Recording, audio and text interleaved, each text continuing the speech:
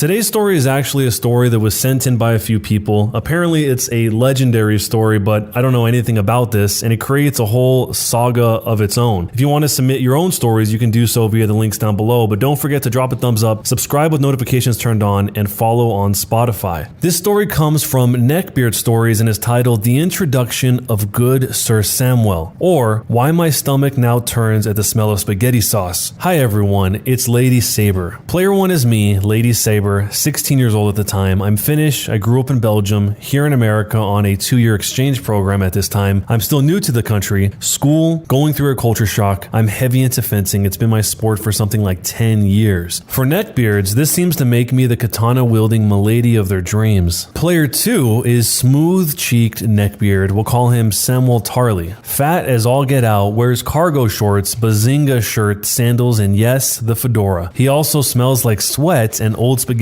sauce. He has a really high-pitched nasally voice that sounds like a whiny toddler. Player 3 is John. He shares half of my courses and is really good at chess. He has a southern accent that I could listen to all day. I'm keeping his description limited so that I don't sound obsessive. I met Samwell at chess club. I'm pretty aware that it's a neckbeard spawn point by now, but I go because I like to play. There are some good apples like John, so I was mostly there just to talk to him. However, today he's running late and gets upstaged by Samwell. I'm setting up the board and the seat across from me is empty, so Samwell asked me to play. I politely try to turn him down, telling him that I was waiting for someone. Sam replies with, "Well, I don't see him." I grind my teeth a little at that. Samwell plops into the chair. He introduces himself with a tip of the fedora. I wish I was kidding. I'm not aware of the neckbeard stereotype at this point, otherwise I probably would have lost it right there. I play with Samwell though, rather than excuse myself. It quickly becomes clear that he's not familiar with most of the special rules of chess. He accuses me of cheating on more than one occasion. First, when I make an en passant capture, then when I castle queenside. He also tries to castle out of check. It's profoundly annoying. Not because of what he's doing, I'm perfectly willing to teach a new player the rules, but because he's certain that he's right about it. He reminds me a lot of Michael Scott from The Office, just generally throwing a fit and whining like a child when he's wrong, except more annoying and cringy. Samwell is trying to make conversation with me. I'm not really sure what about because I can't stand to listen to his voice. He's swearing like a sailor, I guess trying to sound edgy, but with his voice, he just sounds like another kid on Xbox Live. I'm not able to tune out his food, however. In the middle of our game, he breaks out this all-you-can-eat buffet of pasta, raviolis, and God knows what else packaged up in Tupperware. Thanks, Mom. My food etiquette is probably a little uptight compared to most Americans, but this was just obscene. He's shoveling it in mid-sentence, chewing and smacking with his mouth open and spilling stuff on himself. The food by itself smells like death, and his face hole wasn't making things better. Meat sauce residue moves from spoon to face to fingers to chest pieces with alarming speed. We get closer and closer to the end of the game, and Samwell takes longer and longer to move, even when he only has one possible move he can make. Enter John. Finally, he sees me playing with Samwell and looks a little hurt that he's been upstaged, but he's content just to watch. I can tell John is put off by the smell too. John and I get a small side conversation going and Samwell is eyeing us back and forth. Samwell asks if John is my boyfriend. Awkward. This is only going two ways. Yes, we are dating and you're the third wheel, or no, we aren't dating and awkward. John and I laugh nervously and tell him no. Chivalry ensues. "Well, why don't you have a boyfriend?"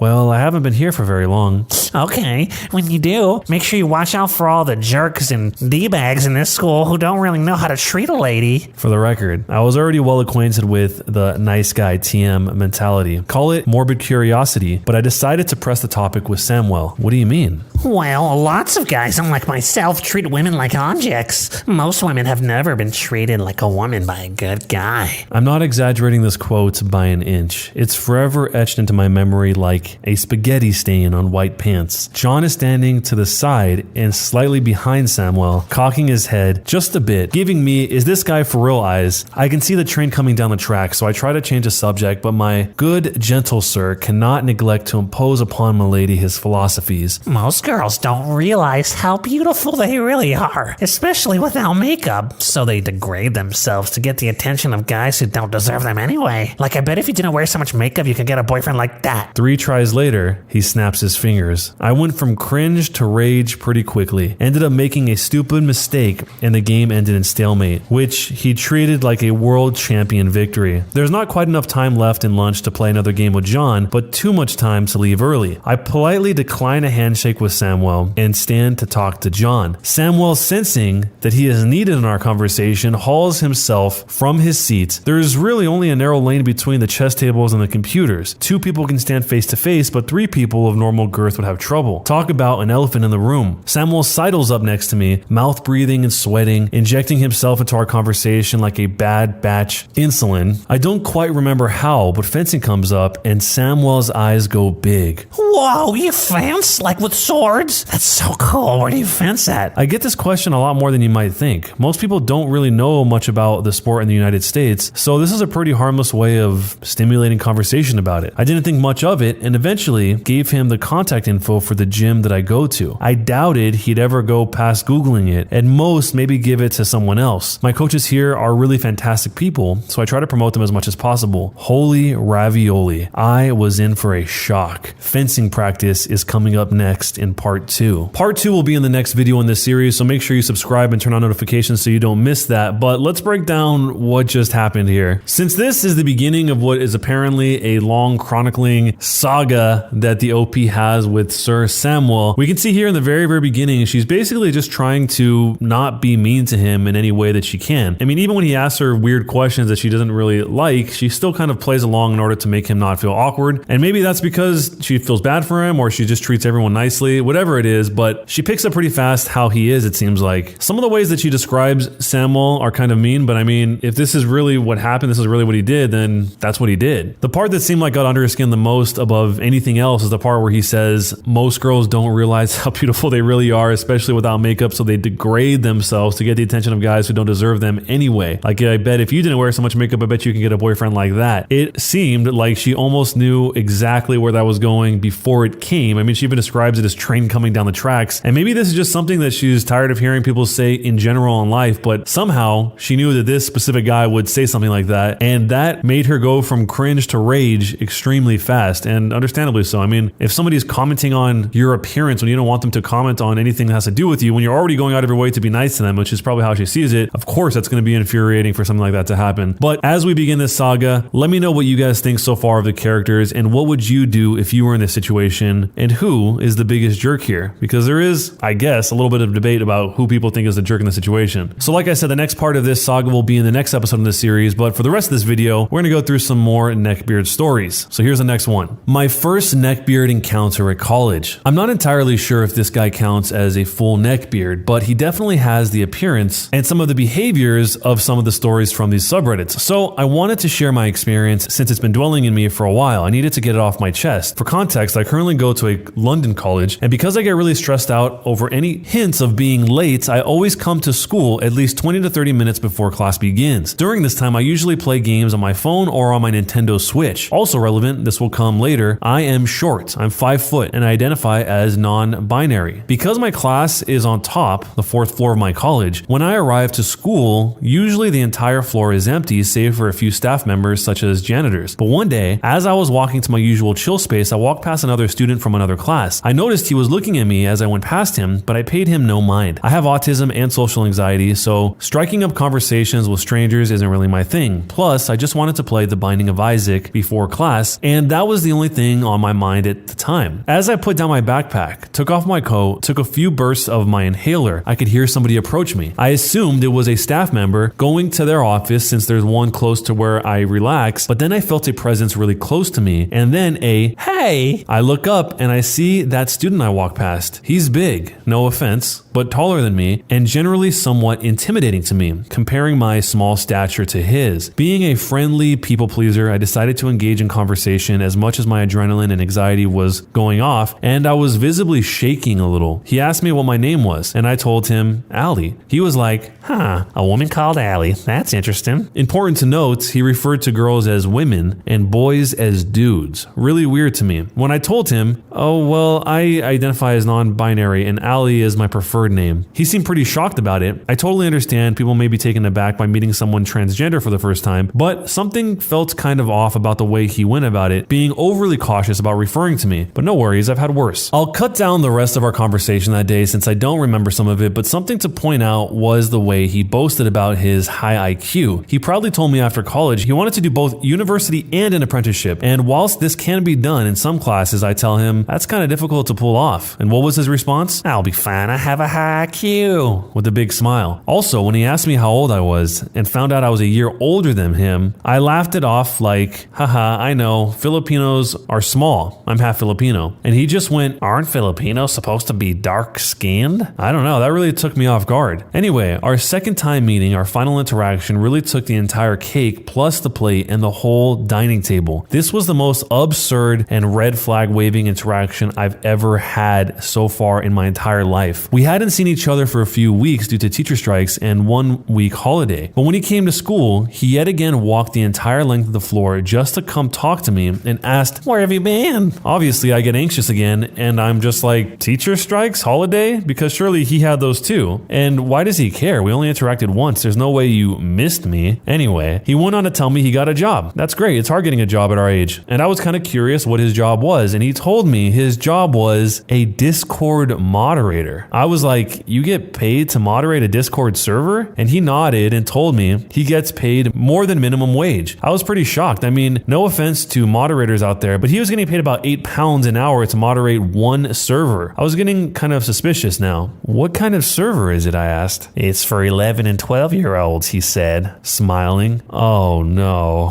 Oh God, no. This guy, a 16-year-old moderating a server intended for 11 and 12-year-olds is bad enough. But not only does it go against Discord's terms and conditions, also, isn't that literally just a breeding ground for horrible things to happen? And he was being paid more than minimum wage to moderate a server for children? This felt really bad. Obviously, I had to ask him, how do you know the server owner isn't a creep? He replied, she's a girl. I said, you know girls can be creeps too, right? And he went, really? I was absolutely astonished that this man believed girls couldn't be creeps or associates or helpers, whatever. I just could not believe the fact that this guy knew or even thought, because people can lie on the internet, shocker, that the owner was a girl, and that meant to him that, oh, she's not a creep, girls can't be creeps. High IQ, my butt. I started freaking out, mostly internally because I was trying to keep my cool. But I started asking him things like, how do you know this isn't some sort of breeding ground for horrible things? And how do you know that these kids you're moderating aren't actually adults pretending? And how do you know you're not just being paid to cover up something illegal? And his response was simply, hey, you're making me paranoid. I'm gonna lose my job. Anyway, after that, he avoided me like I was the plague. He would hide by the elevators, stare at the walls, turn himself away from me, and he knew he ruined his reputation. Honestly, I'm glad he finally took the hint. The whole time I was visibly uncomfortable during our interactions, and when my friends arrived at school, they could also see that I was uncomfortable. I used to dread coming in on Thursdays. It was the only day we both had classes. He did business and I did animation and games because I feared interacting with him more. But now I feel free and relieved. No more really weird and off conversations. Obviously, more happened and I do remember these, but for the sake of keeping this relatively short, I cut out the parts I thought weren't very interesting. But trust me, there was a lot of really weird conversation, mostly one-sided because he seemed so desperate to talk to me. So, was I the jerk? So about the whole Discord server thing, if he was that excited to talk to the OP about it, and then the OP started saying all of these concerns that they had, I'm kind of surprised that the guy, or the neckbeard as the OP puts it, isn't trying to explain